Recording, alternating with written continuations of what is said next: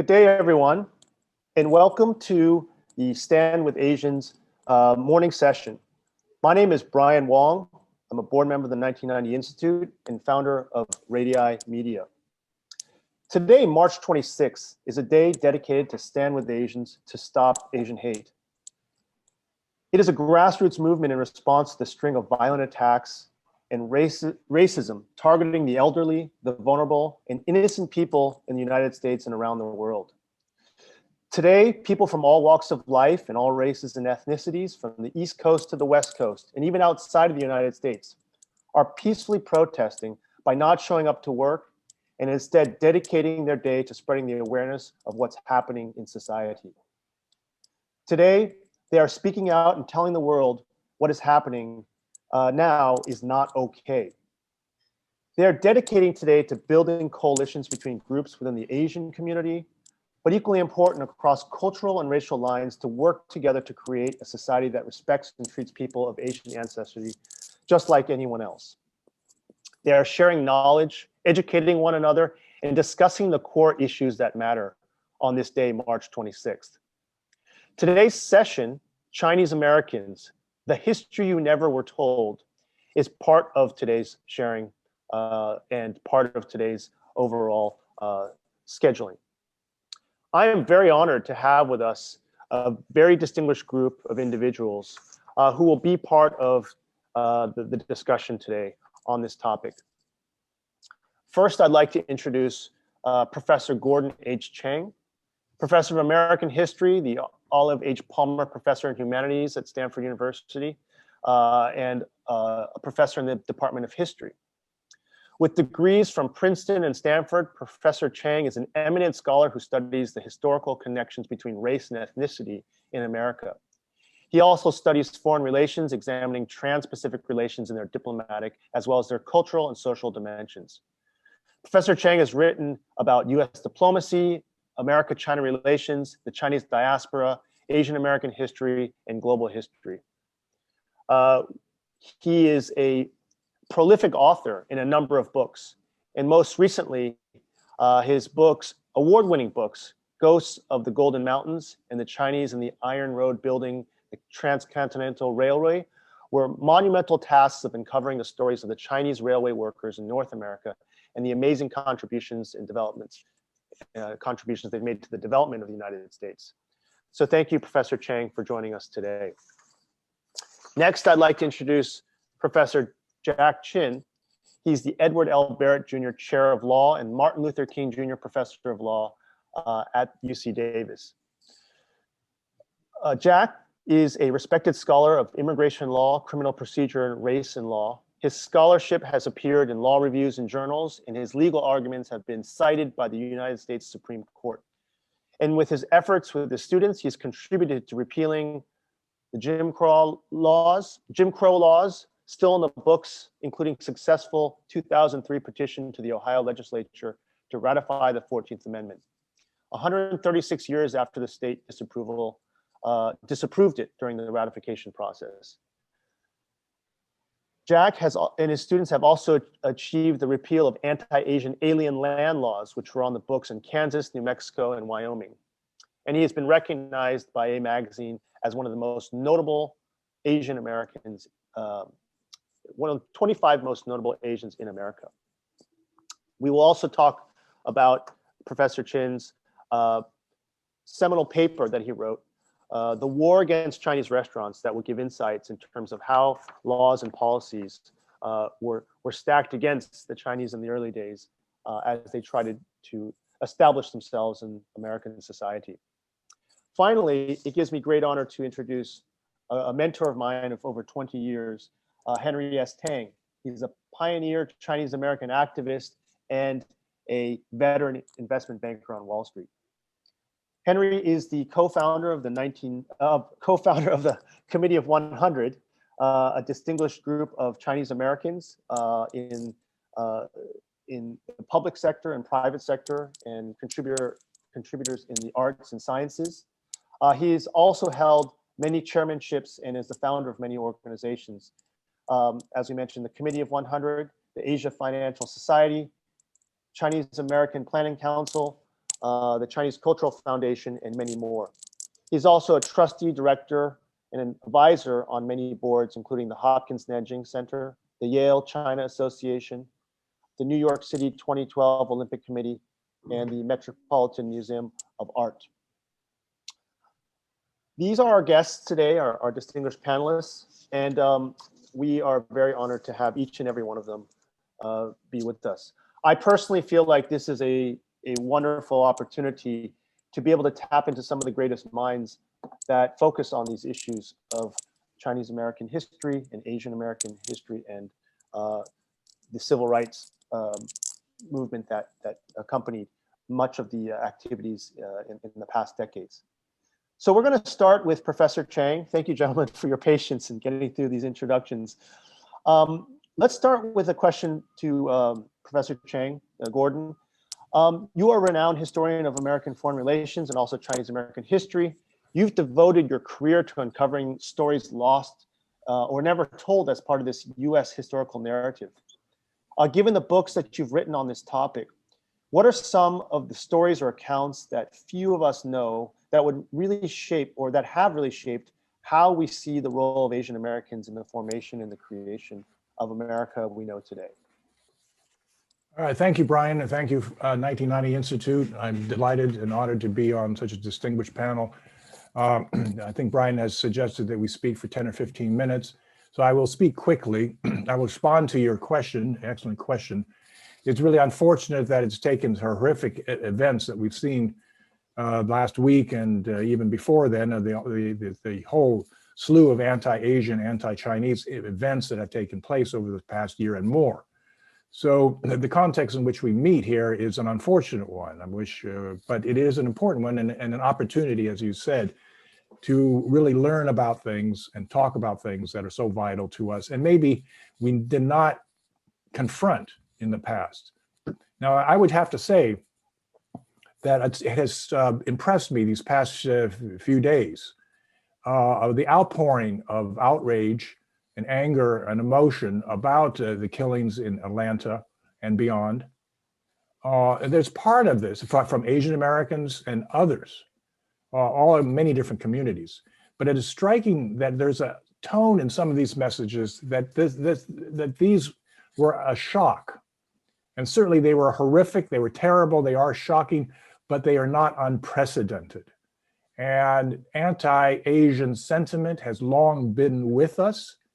It may have not been expressed so recently in such a terrible form, but as a historian, I appreciate the past. I believe the past is important to review and is important to look at as a way to understand why now? Why did this happen? And I'll get to that more in a moment.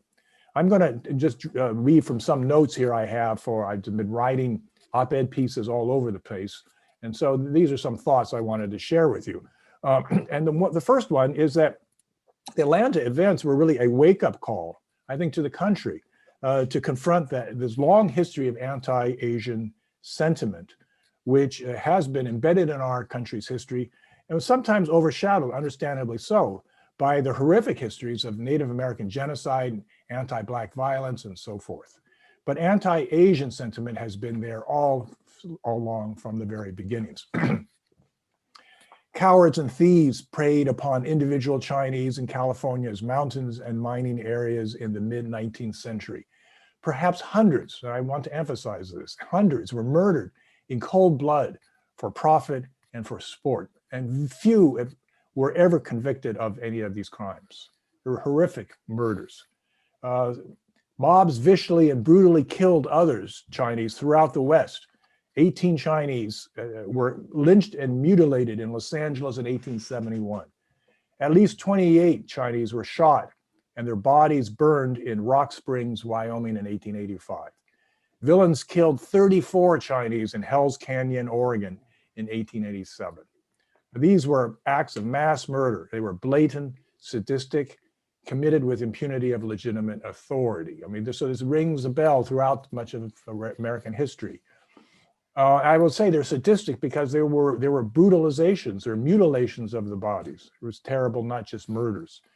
In the 1930s, Filipino farm workers were commonly brutalized in California's Central Valley. Japanese Americans, as we know, after Pearl Harbor, were attacked as looking like the enemy. And that's a theme which runs throughout the history of anti-Asian violence, this sense of looking like the enemy, which I'll get back to. Their homes, shops, and persons were blatantly assaulted. Assailants walked up to Japanese appearing individuals, including Los Angeles and Central Valley of California, and shot them in public, or entered their homes and shot them in their beds as they lay. Other Japanese, other Asians, including Chinese, Koreans, Filipinos, were taken as being Japanese, and they were victimized and in several instances killed as well. So this is the racial dimension, not just the ethnic dimension. The most infamous example of this anti-Asian racial nature of violence is the murder of Vincent Chin in 1980 that many of us know about. 2 unemployed white auto workers bludgeoned Chin to death on a Detroit street after accusing him of being Japanese and stealing their jobs. In 1989, a gunman in military fatigues opened fire on a Stockton, California elementary school. Some of you may recall this terrible event. He killed 5 Asian children between the ages of 6 and 8 when they were playing on the playground, just shot them down. And he wounded 30 others, mostly of Cambodian and Vietnamese background. Their ethnicity, it didn't matter if they were Cambodian or Vietnamese, they were Asian, Southeast Asian, and he just machine gunned them down. In 1996, 2 white supremacists used a butcher knife to slaughter, and I don't want to go into details, but to slaughter Tien Minh Le, a young Vietnamese American who was rollerblading by himself in a Tustin playground. They had gone out, it was revealed later on, that they had gone out to kill deliberately an Asian and had not known Lai previously. In 2012, a heavily armed avowed white supremacist attacked a Sikh temple in Oak Creek, Wisconsin, with automatic weapons. He killed 7 worshipers, including a priest. He took them as being Muslim, and they were South Asians and not Muslims. Now, this is an all too incomplete summary of acts of particularly vicious violence against Asians, and does not even consider state violence, such as the Chinese Exclusion Acts or the wholesale incarceration of Japanese Americans in World War II. These are state acts. Now, these features are marked by the fact that many of these incidents are that they are racial. They're not focused specifically on one ethnicity. And recently, as we know from the news, Chinatown residents have been frequently targeted, but so have Filipinos, Japanese, Southeast Asians, Koreans, such as in Atlanta, and South Asian Americans, and they have been brutalized and often verbally taunted with anti-yellow insults. Others who appeared to be Asian, including a Latinx man in Oakland, Chinatown, was also attacked. So these are all based upon their appearance. Most heart-rending, as we know, the victims have in most cases been especially vulnerable members of the community. They've been elderly out on their own, isolated individuals in the subway or in empty stores, and women. Now, figures compiled this past year on anti-Asian violence show that female victims were twice as many as males. Now, there are 2 interpretations I want to give here about these and reflections. One is that the pattern of these recent incidents is consistent with historical racist perceptions of Asians. There's a pattern here. This is not just all of a sudden came on the screen this past year. This pattern perception is something like this. Asians in America are perceived as a peril. We all know about the yellow peril, and a threat. So Asians are biologically, medically, socially, religiously, economically offensive to some in American life, and sometimes many people in American life. So they are offensive. But Asians are also perceived as inoffensive, as weak, passive, deserving of insult and assault. In America, and here's the term I will use deliberately because I think many of us can relate to it. In America, Asian Americans can be picked on because it was assumed we could not or would not respond appropriately. We were easy targets. So the cowardly assault on elders and females, which is quite distinctive in this recent spat of incidents, is an exact expression of this contemptuous attitude. Now, the second reflection I have is that these incidents are connected to international relations. We know former President Trump identified COVID with race, the Chinese virus, the Kung flu, and so forth, and opened the can of racial scapegoating. And pointed to race as the source of the plague. And by so doing, he legitimized anti-Asian violence that has steadily mounted this past year. The Atlanta atrocity emphasized the danger of stigmatizing Asians as a social threat and the implications of emotionally driven international relations, what they have on the effect on US domestic life. So that the rhetoric that has accumulated, the sharp decline in US-China relations, has also fueled this racial hatred at home. Many make no distinction between Chinese and Japanese and Koreans, but they also make no distinction between Beijing and Asians in America. And this is another characteristic of anti-Asian sentiment in the United States, is often connected to international events, going back to the Chinese exclusion events, to Japanese American incarceration, to anti-Southeast Asian violence because of the wars in Southeast Asia, and so forth. Asian Americans, from well-known celebrities to grandmothers in Chinatown, have responded with unprecedented public expressions of anguish and anger. And I think this is quite significant. They are condemning the violence and asserting our humanity. And I see a very important turning point here, or mark, where Asian Americans will not be picked on with impunity any longer. I'll stop here and look forward to the discussion. Thank you so much, Gordon, and thank you for that sobering view of the history that Asians have endured in America, but also the fact that there could be some some optimism for change despite such a difficult past.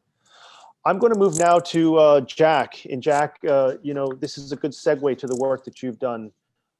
As an eminent legal scholar, you've fought to repeal numerous discriminatory laws that have sat on legislative books in different states. You've also done research very specifically around some of these policies that affected Chinese in the early days, but you continue to fight that battle. Also, you are someone who comes from a very diverse background in terms of your family and the perspectives that allows you, I think, touch on some of the things that Professor Chang mentioned about how this issue doesn't just affect, say, Chinese, it affects Asians as a whole, but also it's a larger issue that affects many groups in America. So why don't I pass the microphone to you and you can share some thoughts and reflections based on what we're talking about. Thank you, Brian. I particularly appreciate this opportunity because it's a great honor to be on a panel with people whose work and contributions I admire so much.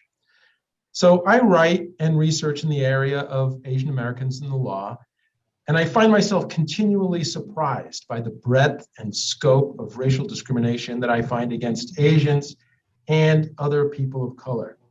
I've been studying Asian Pacific American legal history for 27 years, and as I look into new obscure corners of the law, it's clear that the discrimination is deeper, more systematic, more comprehensive than I realized.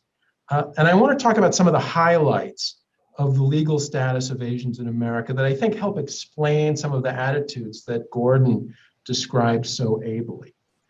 It begins with the fact that Asians were denied the right to become naturalized US citizens between 1790 and 1952. The 1790 law limited naturalization to free white persons, and it functioned as an immigration restriction because the ability to own land then was even more important economically than it is now. Obviously, the limitation to free white persons was designed to preclude Africans from becoming naturalized US citizens, Was it also about Asians? Is a question that I looked into.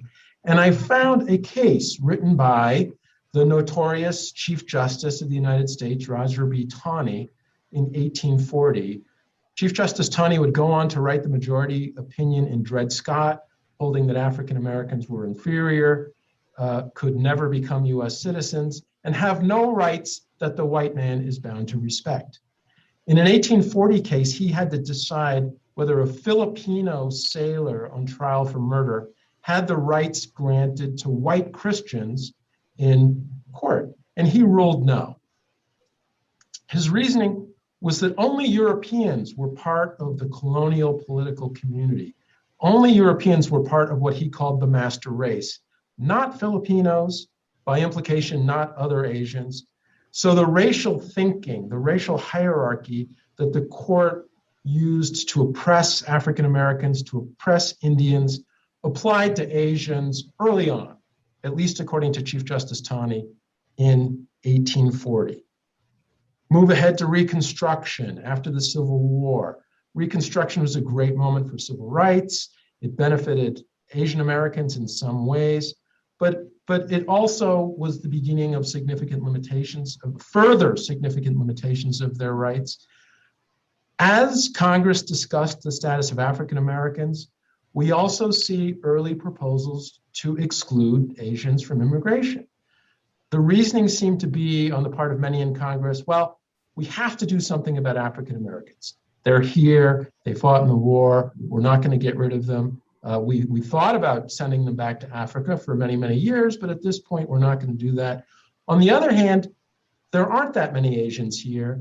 There's still time to head off the Asian problem. Maybe we should exclude them. So we see the first inkling of that in Reconstruction. Asians were intentionally excluded from the rights granted in Reconstruction. For example, the 15th Amendment prohibits discrimination against citizens in the right to vote on the basis of race. So citizens can't be discriminated against on the basis of race. Why is that important? Well, the original proposal was simply to prohibit racial discrimination in the right to vote, but that was rejected. That was unacceptable. Here's why. States wanted to allow whites to vote before they became citizens, but they didn't want Asians or Indians to be able to vote before they were citizens. And they couldn't become citizens because of the 1790 Naturalization Act. Same with the right to own property. The Civil Rights Act of 1866 protected only the right of citizens to own real property. And that, from the legislative history, is clear, was specifically done to allow states to prohibit Asians from owning real property. You can allow white immigrants to own land if you want, but you don't have to allow Asian immigrants to own land. After Reconstruction, another major event is Chinese exclusion, which begins in 1882. And related to what Gordon was talking about, one of the big drivers of restriction, as written about in a wonderful new book by Beth Lou Williams, The Chinese Must Go, was white riots, white violence, white driving out of Chinese from towns across the West, dozens of places. There was ethnic cleansing. And Congress didn't say, oh, these people are breaking the law, we better send in the militia. The territorial governors and the state governors didn't say, gee, these white people are out of control, they should be arrested and punished. They said, what we need to do to preserve peace in the West is to get rid of the Chinese. That's the solution. The Chinese being there is provoking violence against them. Their mere presence provokes violence against them. To stop that, we really should not have more Chinese. And that was a key driver of enactment and expansion of the Chinese Exclusion Act and what later became the Asian Exclusion Laws. We need to keep the peace in the white community, get rid of Asians. After exclusion started, that didn't end anti-Asian agitation. Some will know the case of Yickwo versus Hopkins, where the Supreme Court held that a state or city, San Francisco, couldn't grant licenses to everyone but Chinese, which they did. And the Supreme Court said that's unconstitutional, and that was an important decision. However, as I write in my papers, The War Against Chinese Restaurants, The War Against Asian Sailors and Fishers, and A Nation of White Immigrants, it turns out that there were workarounds. Okay, you can't discriminate against Chinese. It's illegal to grant licenses to everyone but Chinese. Well, how about granting licenses to citizens only? That's legal. Until the 1960s and 70s, those restrictions were usually upheld.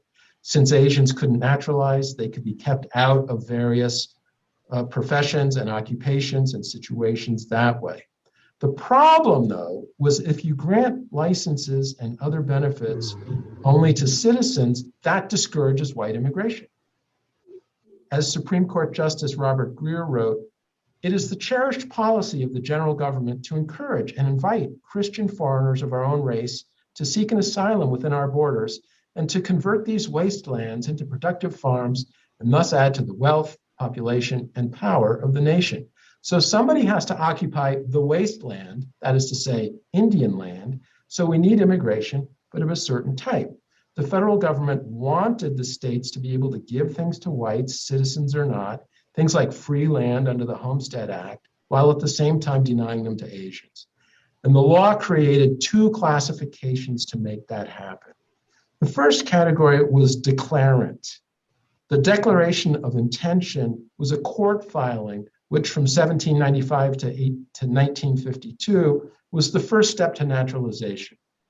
And only those who were ultimately lawfully authorized to naturalize could validly file a declaration of intention. So Asians were ineligible.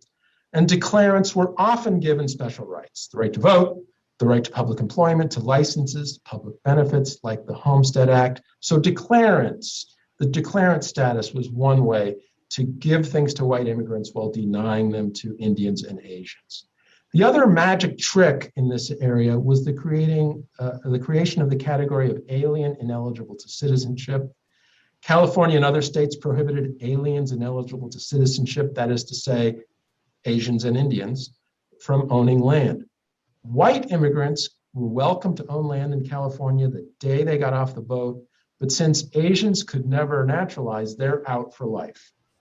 California and other states also came up with rules designed to prevent the US-born children of aliens ineligible to citizenship from owning land. The point of all this is that there was a very strong sense among some white people, certainly not all, but enough to get laws passed in Congress and around the country, that this was a white country. Jobs, licenses, land ownership, economic opportunities should be reserved for whites. Now, Americans have always had a strong sense of fairness and justice.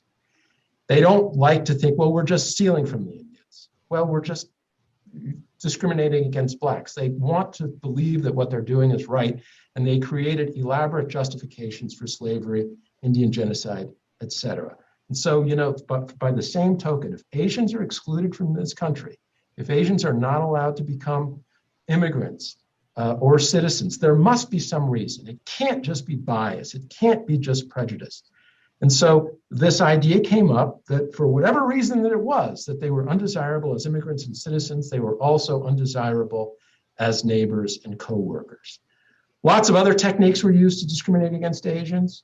In addition to attacking the Chinese laundries, as we saw in Yickwo versus Hopkins, the labor movement tried to exclude Asians from working in restaurants, as sailors and fishers, and in many other industries. There's a sexuality connection to the land murders, which also appears in earlier laws, and I'll talk about one example. In 1909, a Chinese restaurant worker named Leon Ling murdered his girlfriend in New York. Her name was Elsie Siegel. She was a missionary and granddaughter of a Union general. She's a respectable young white woman. And the murder of Elsie Siegel was a national scandal.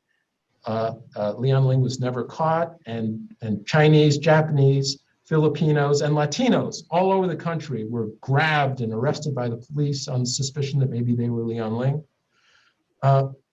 And Chinese men were portrayed as sexually dangerous.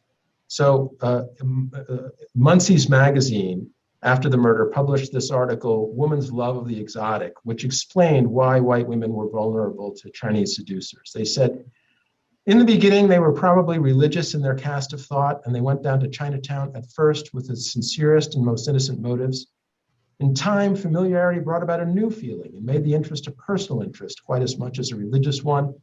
The very fact that white men despise Chinese and often ill-treat them stirred what may be called a maternal instinct in the women who made themselves responsible for the welfare of their charges.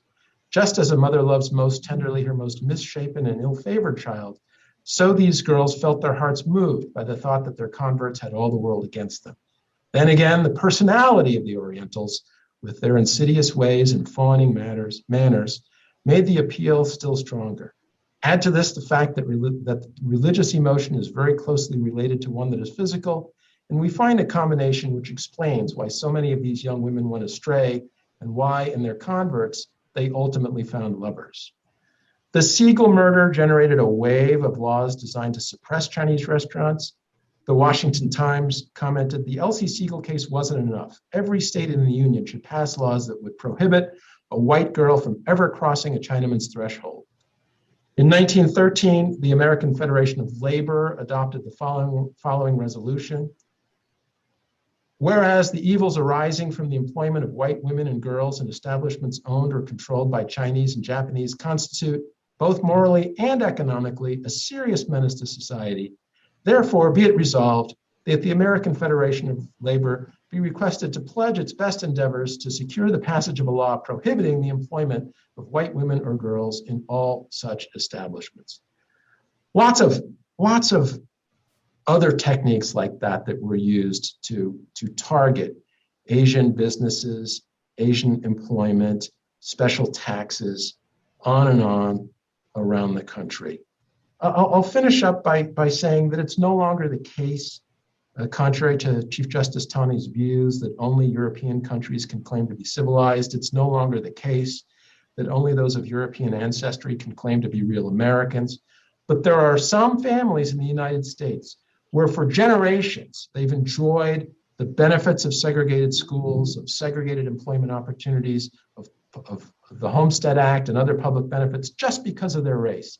And I can imagine that it would be painful and difficult to see that go away, and some of them won't give it up easily. I would say that we are in the same boat as Asians, as other people of color. We were denied the rights of citizenship and subjected to segregation laws like African Americans, mistreated in immigration like Mexican Americans, denied rights to property like American Indians. Our common problem is white supremacy. I think Asians in America are realizing that there are serious costs to ignoring it, silently accepting it, hoping it goes away. I think we've got to speak up and fight back and make common cause with our fellow people of color and our white allies, of which there are many, as we continue to live our lives. Thank you, Brian. Wow, Jack, that is quite an account. And it's shocking in many ways to hear these sorts of things that you've shared. The institutionalization of so many of these discriminatory and racist beliefs, but at the same time, it's so essential that we be aware of this. So thank you so much for sharing those insights. I'm going to move now to Henry Tang. Henry Tang has been an amazing advisor and mentor to so many young people in the community. He was one of the most senior Wall Street bankers as well of Asian descent, and enjoyed a very successful financial career. But probably equally significant was his early activism in Asian American rights and representation. One of his greatest legacies is the Committee of 100, a group of preeminent Chinese Americans who are committed to promoting the full participation of all Chinese Americans in American society and being a bridge of understanding between the United States and Greater China for more constructive dialogue. Henry, in these last 50 years, you have seen a lot. You've been involved in a lot. You called what's happening at this moment a game-changing moment. You have lots of wisdom and insights. You've studied this topic as well. You've really pushed for change. What do you want to share with us today, with all the young people out there that are thinking about the future that they want to create for themselves? In light of what Professor Chang has shared, what Jack has shared, How do we pull this all together, and how do we look forward if you were to advise all of us on what to do next? Well, Brian, thank you very much for inviting me. I feel myself among longtime friends, both Gordon Chang and Jack, and of course yourself. We've known each other for many, many years, sometimes decades. And I couldn't be in better company to listen to both Gordon and Jack lay the groundwork of the history of the Chinese in America, as well as the Asians in America. It's a long one. And we here today, I think one of the biggest roles we have is to make all Americans aware of, well, maybe just the short history, the last 50 years or so, of Asians in America, what Asians in America have done, what they've contributed, but also what they've been through. I often get asked the question, especially in this last year or so, how did we get here? And that's sort of an interesting, caused me to reflect on the last 50 years or so since I was part of it. And I think probably for the second half of the 20th century, a lot of it perhaps was the groundwork was laid back in the McCarthy era. And it's a long time ago. 1950s is probably 60 or 70 years ago now.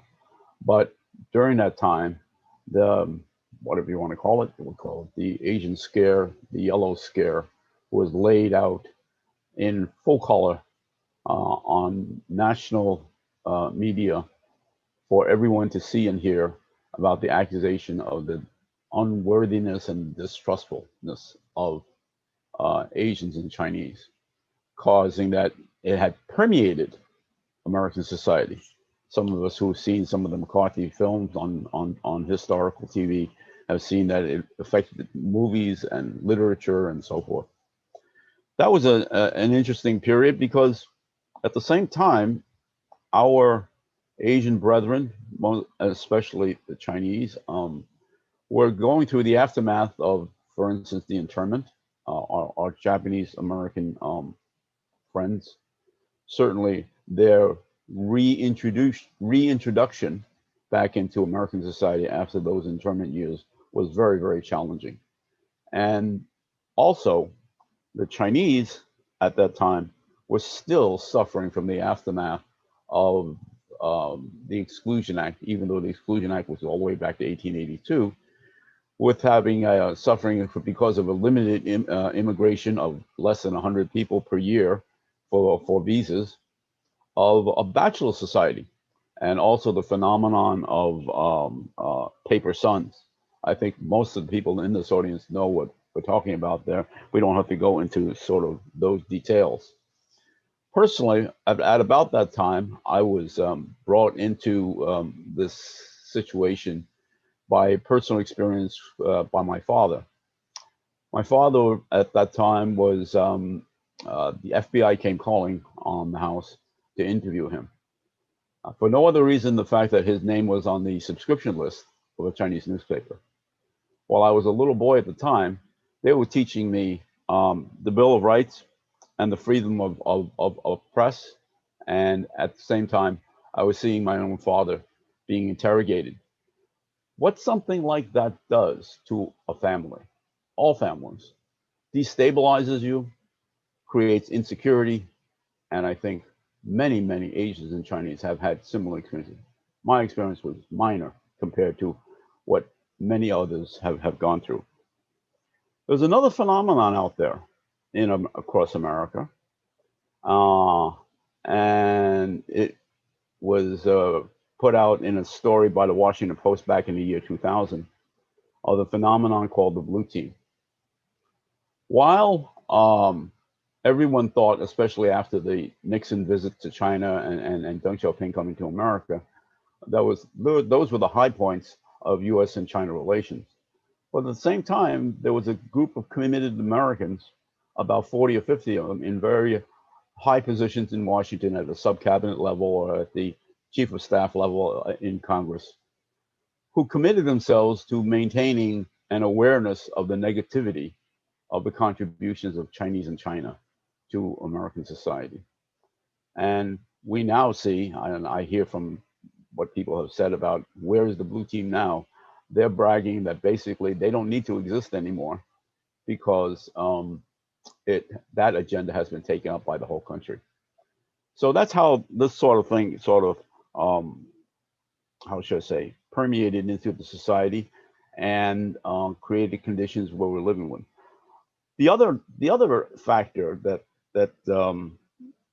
the 1882 Act and the McCarthy period created was underemployment. There are thousands of stories out there of Asians who were unemployed. We have academics who were forced to open restaurants, school teachers from Asia who were forced to become seamstresses and nannies. All of this, I think, creates the body of Asians in the way we have acted in this country these last 40, 50 years. Then somewhere in the 70s and 80s, the bamboo ceiling became into effect as a phenomenon in this country. And that basically impacted a lot of young Asians, Chinese, Japanese, Koreans, South Asians, who dedicated themselves to getting PhDs, law degrees, and so forth. And then 15, 20 years later, experienced what we now call the bamboo ceiling without any explanation. Of course, most of the people who will be in this audience are probably of a similar experience and have one way or another experienced some format of the bamboo ceiling. In a way, what is also not very well known is that it also led in some circles to a reverse brain drain of Asians who were trained in this country, who then sought out opportunities in Japan, Korea, Taiwan to market their skills.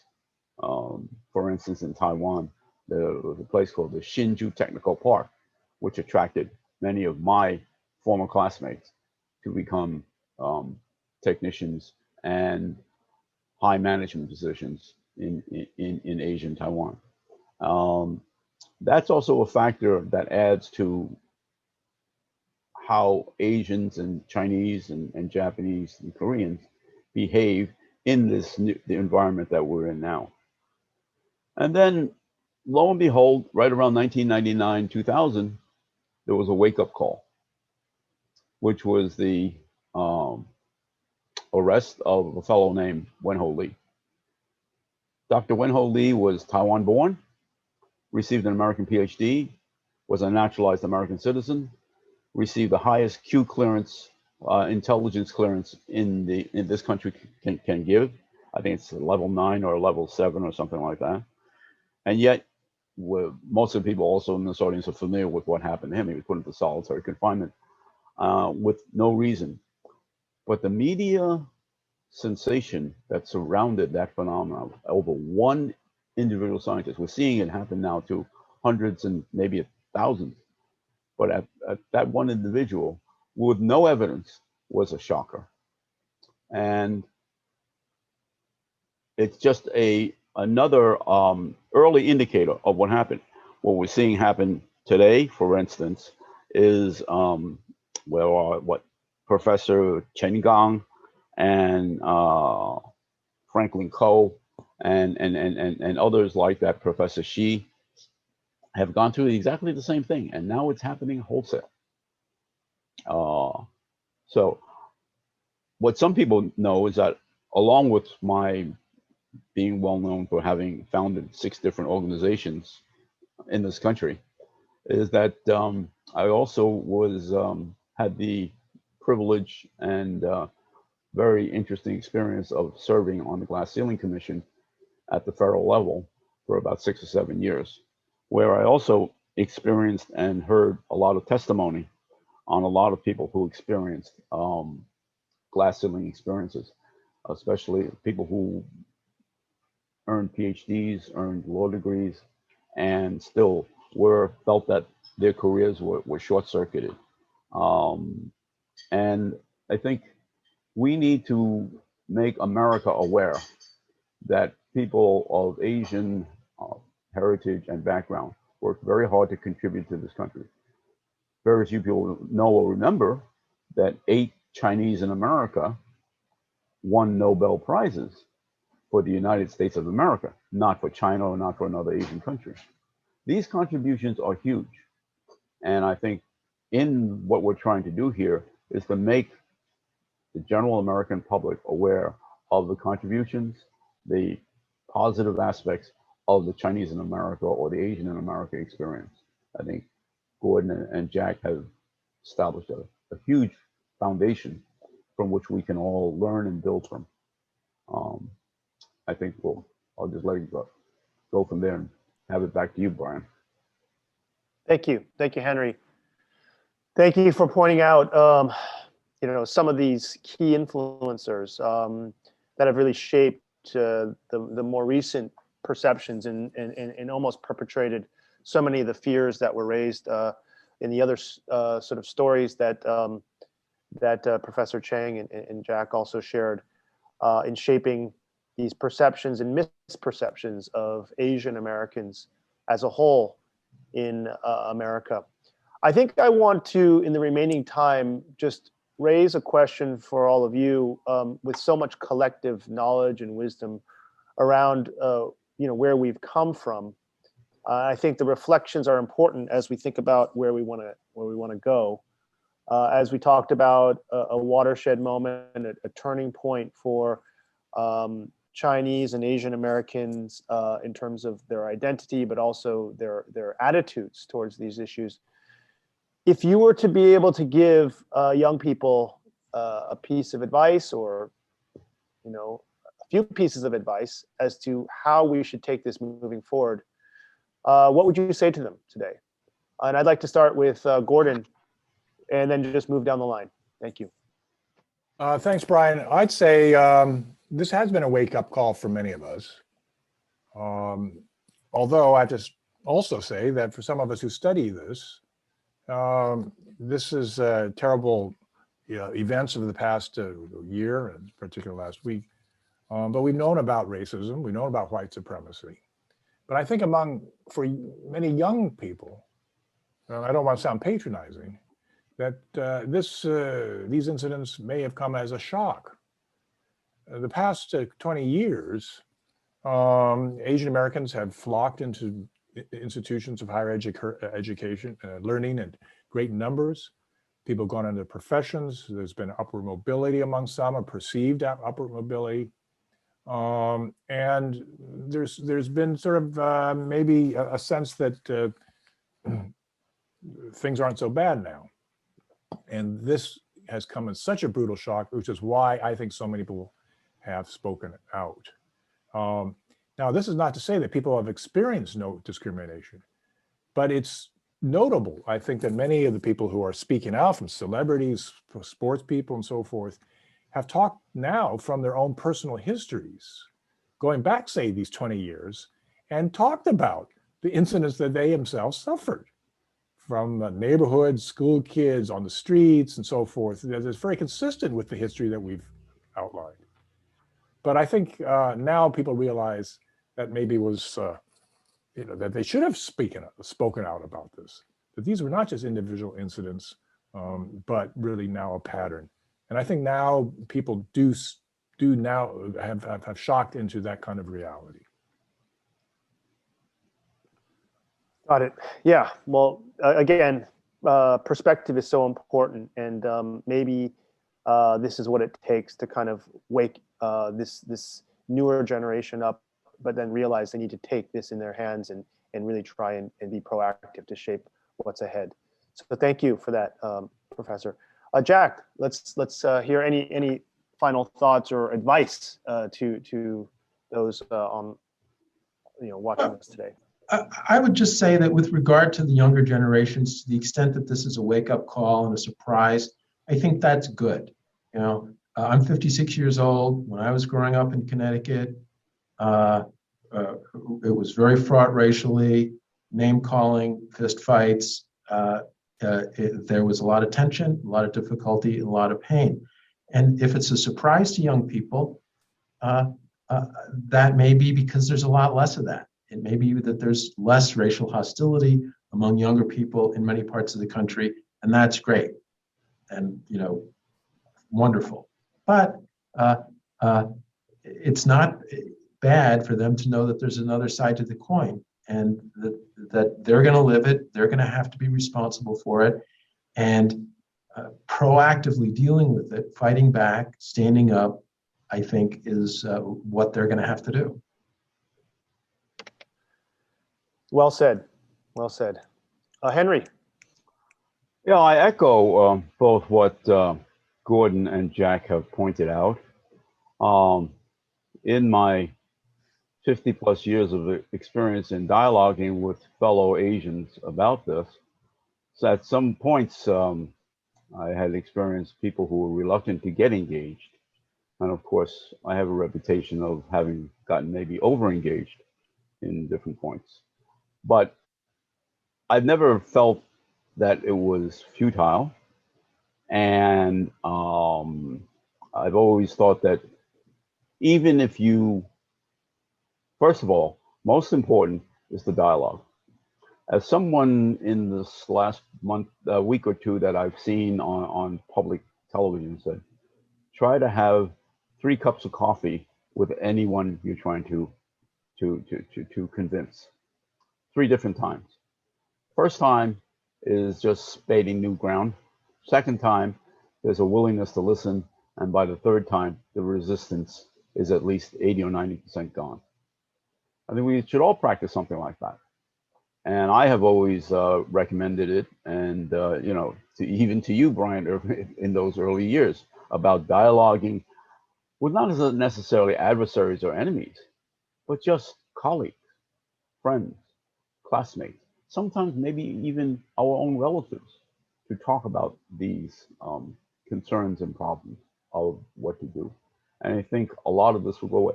There is a great deal of misperception, and unfortunately, through my experience, I feel it has been a subliminal factor inside American society, across the board. That's the reason why this is so surprising. And we've had over 3,000 people get stabbed or attacked. That's just the ones who were reported.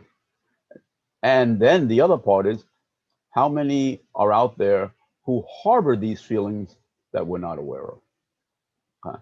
We should bring them out to people we are, our colleagues, friends, and so forth, in flushing it out into the open and say, we as a community, I know I've been doing that for about the last month because of all this crisis. So old friends I've had for 30, 40, 50 years, and asking them just rhetorically, what would they do if they were an Asian or Chinese in America as to how to help this problem?